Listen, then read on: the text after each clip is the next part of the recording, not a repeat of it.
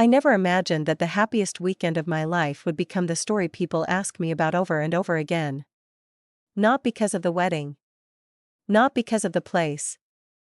But because my fiancé disappeared less than 18 hours before we were supposed to get married. My name is Emily. I'm from Seattle, Washington. 5 years ago, I married the love of my life in the Amazon rainforest.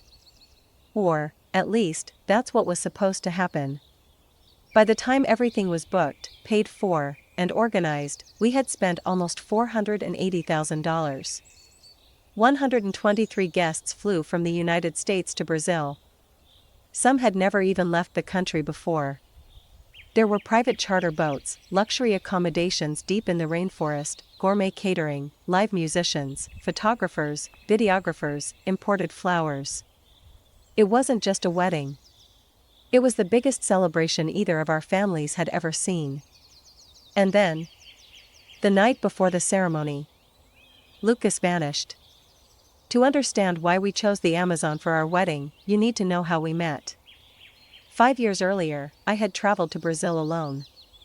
I had always dreamed of photographing the rainforest, the wildlife, the rivers, the villages, the endless green that seemed to stretch forever. I hired a local guide for a 10-day expedition. His name was Lucas. He wasn't just another tour guide. He had grown up near the Rio Negro. He knew every sound in the forest, every bird, every trail, every story the older generation still told around campfires. At first, we barely spoke beyond the basics. But after spending hours together every day on small wooden boats, watching pink river dolphins, photographing macaws, sharing meals under the stars, something changed. He made me laugh more than anyone I'd ever met. He respected the forest in a way I'd never seen before. He never called it the jungle. He always called it home. When my trip ended, saying goodbye felt impossible. I cried on the flight back to Seattle. We kept talking every single day. Video calls, messages, photos. 3 months later, Lucas came to visit me in the United States. A year later, I moved between Brazil and America whenever I could. 2 years after we met, he proposed. Not in a fancy restaurant. Not on a beach. He proposed on the exact wooden dock where we had watched our first Amazon sunset together. There was never any doubt where we would get married. We wanted everyone we loved to experience the place where our story began. Planning the wedding was unlike anything I'd ever imagined. Nothing in the Amazon is simple. Every flower had to be transported by boat. Every decoration, every bottle of wine, every chair. The musicians traveled from Manaus. The chef spent days preparing the menu. Some guests took nearly 30 hours to reach the lodge. People joked that attending our wedding felt like joining an expedition. Even with all the planning, I couldn't stop smiling. Everything was perfect. The sunset the day before the ceremony was breathtaking. Golden light reflected across the river. Children were laughing near the dock. Families from 2 completely different countries were sharing stories around long wooden tables. I remember looking at Lucas and thinking, this is exactly where we're supposed to be. But something about him felt different that evening. He smiled. He laughed. He hugged everyone. Yet every now and then, I'd catch him staring toward the forest, almost distracted. I asked him if everything was okay. He smiled and kissed my forehead. Just wedding nerves. That's what he said. Later that evening, one of the local fishermen who worked near the lodge stopped to chat with some of the guests. He mentioned seeing strange lights across the river the night before. Nobody took it seriously. Someone laughed and blamed fireflies. Another guest said it was probably fishermen. Lucas seemed curious. Around 10:30 that night, he told me he wanted to walk down to the dock for a few minutes.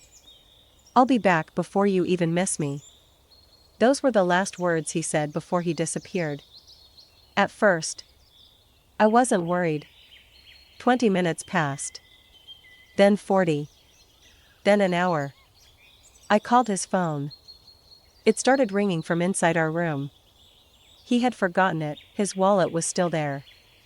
His passport, his watch. Even the wedding ring he planned to wear the next morning. He had left everything behind. That's when the fear began. The hotel staff organized search teams almost immediately. Boats searched both sides of the river. Employees walked every nearby trail with powerful flashlights. The local police arrived before midnight. Nobody found anything. No footprints leading away from the dock. No signs of a struggle. No damaged vegetation. Nothing. I spent the entire night sitting on the dock where I'd last seen him. Every sound in the forest felt louder than before. Every shadow looked like someone walking toward me. Every passing minute felt like another piece of hope disappearing. Around 4 in the morning, guests started waking up. One by one. People realized the groom was missing. Our wedding planner quietly began telling vendors to stop preparing for the ceremony. The musicians packed away their instruments. The florist stood silently holding a bouquet that would never be carried down the aisle. Family members tried comforting me. Nothing helped. I truly believed I had lost him forever. Just after sunrise, everything changed. One of the local residents came running toward the lodge. He was yelling in Portuguese. I couldn't understand the words. But I understood everyone's faces. They had found Lucas. I ran faster than I ever had in my life. About half a mile from the lodge, I saw him. Walking slowly along a narrow trail. Barefoot. Covered in mud. His clothes were torn. There were scratches on his arms and legs. But he wasn't seriously injured. He looked empty. Like he hadn't slept in weeks. I threw my arms around him. I was crying so hard I could barely breathe. He looked at me. Confused. Not scared. Not relieved. Just confused. Then he asked something I'll never forget. Why is everyone crying? For a second, I honestly thought he was joking. He wasn't. He had absolutely no idea what had happened. Doctors examined him that morning. No broken bones. No head injuries. No signs of drugs. No animal attacks. His blood tests were normal. Physically, he was fine. Mentally, something wasn't right. He remembered his childhood. His parents. Our engagement. Our families. He remembered every detail of his life.